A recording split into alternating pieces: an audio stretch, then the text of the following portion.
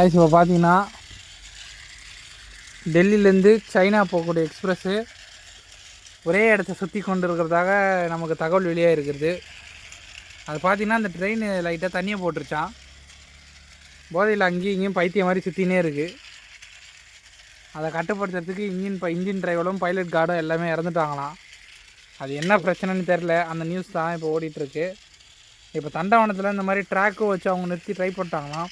அதையே முறியடிச்சு தள்ளி கிடச்சி போடா நான்லாம் பெரிய ஆள்றா அப்படின்ற மாதிரி தட்டி கொண்டு திமிராக போய் கொண்டு இருக்கான். அவன் என்ன பண்ண தெரியல. அது எப்படி நிறுத்துறதுன்னு தெரியல. அதுவாக நிற்கணும்னா ஒன்று டீசல் காலியாக நிற்கணும், இல்லை பேட்ரி தீர்ந்து போய் தான் நிற்கணும்.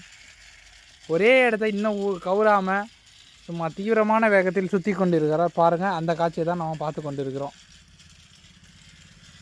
இந்த ட்ரெயினை பற்றி நீங்கள் என்ன எனக்கு இன்னும் மறக்காமல் கமெண்ட்டில் சொல்லுங்கள். இன்னும் கொஞ்ச நேரத்தில் ட்ராக் விட்டு வெளியே போகிற மாதிரி இருக்குது.